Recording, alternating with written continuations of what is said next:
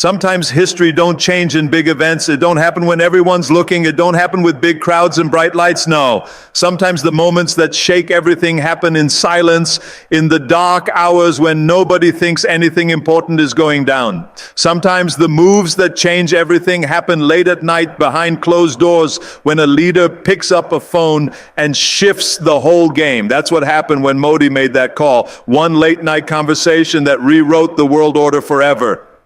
See, most folks think history gets shaped in the daytime. They think it's all about big meetings, fancy speeches, and photo opportunities. But let me break this down for you. True power is when you don't need the stage, when you don't need the microphones, when you don't need the crowd cheering. True power is when you move with such certainty that the world only figures out what happened days later, and by then everything's already changed. That's exactly what India demonstrated that night. For decades, the global system was controlled by a small group of nations who appointed themselves the judges of the world. They gathered at their exclusive tables, created their boundaries, established their regulations, and instructed everyone else on how the game should be played. And for way too long, countries like India were supposed to just agree, stay silent, and take orders. But when Modi picked up that phone in the middle of the night, he wasn't requesting permission. He wasn't looking for approval. He was changing the entire playbook. That conversation wasn't casual chat. It was about transforming everything. He was declaring India ain't going to be sitting in the shadows anymore.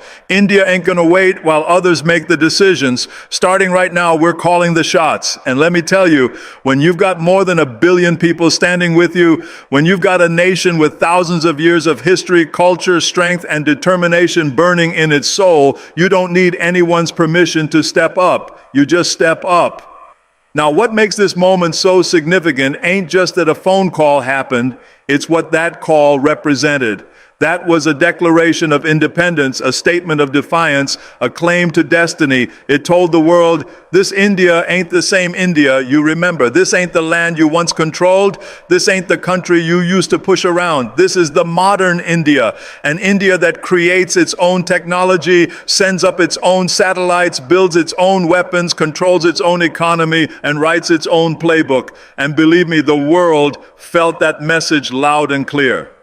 Let me set this scene for you. Somewhere in Washington, emergency lights started flashing. In Beijing, officials started frowning. In London, people got worried. In Moscow, they started taking notes because they all understood this wasn't just another diplomatic conversation. This was India announcing, we're here now, not in 5 years, not by 2030, right this minute.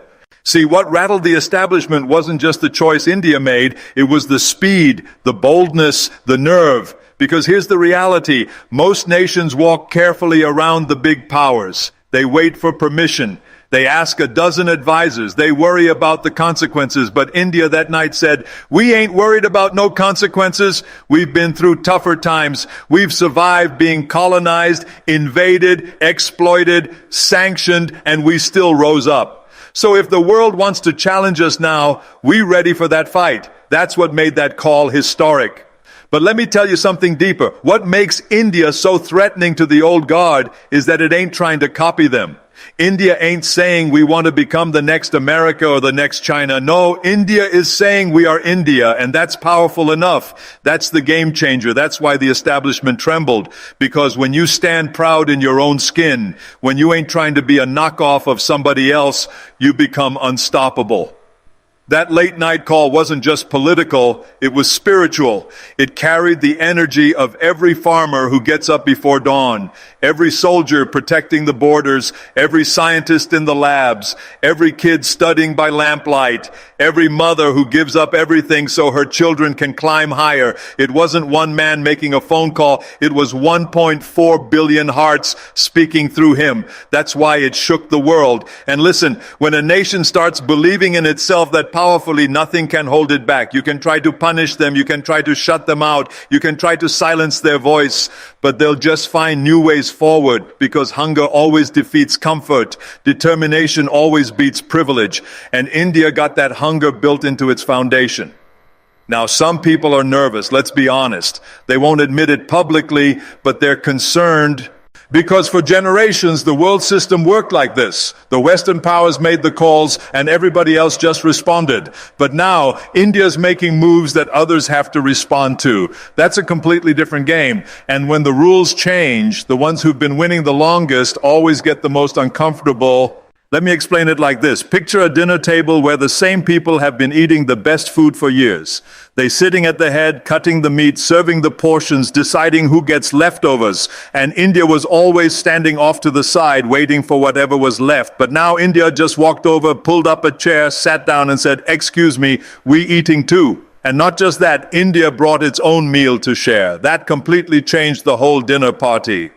The late night call proved India doesn't chase the world. It makes the world chase India. For too many years, the story was told in a way that made India look like it was always following, a nation with promise but always trying to catch up, always waiting in line behind the so-called superpowers. The West used to make the rules, China showed its economic strength, and Russia played its military games, while India was expected to just adapt and adjust. But that night, with that single conversation, India destroyed the myth that it needed to fit into somebody else's world system. India wasn't waiting for acceptance. It wasn't waiting for an invitation. It was demonstrating that the world needs to adjust to its presence, its choices, its vision. That's when everyone realized the global script had been rewritten.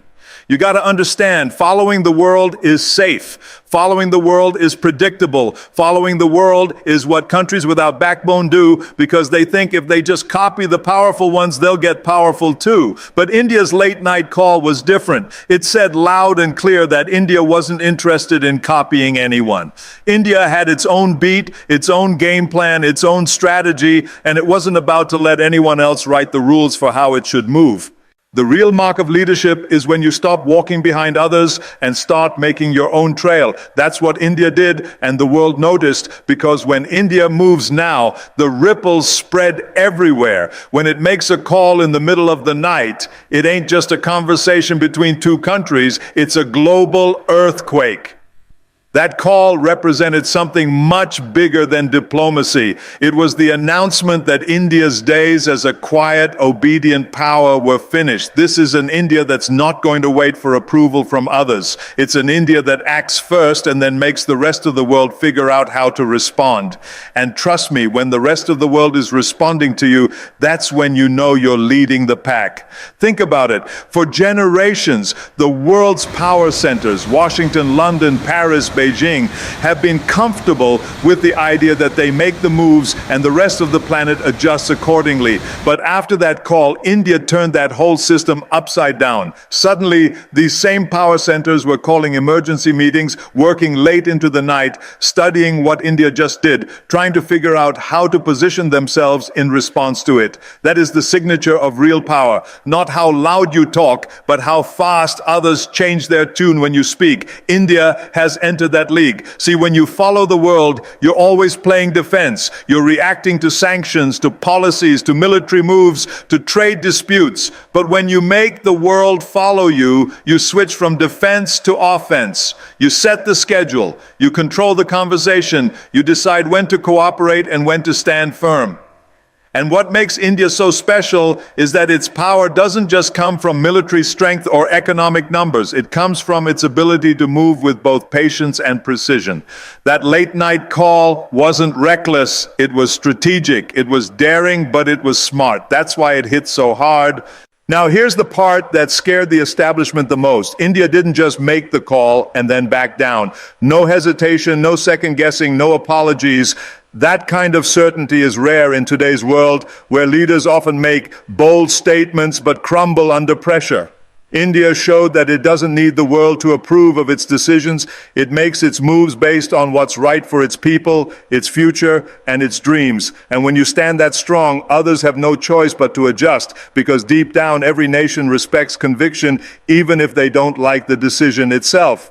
The call proved something else too. India is not scared of standing alone. See, Countries that fear isolation, countries that fear losing friends, they play it safe, they compromise, they bend over backwards. But India has been through centuries of struggle, centuries of standing tall by itself, centuries of learning how to succeed under pressure. That toughness is unmatched. The call told the world, even if you all disagree, even if you all push back, we will keep moving forward, and eventually you will follow, because the force we carry cannot be stopped. That kind of courage makes others respect you even when they want to fight you.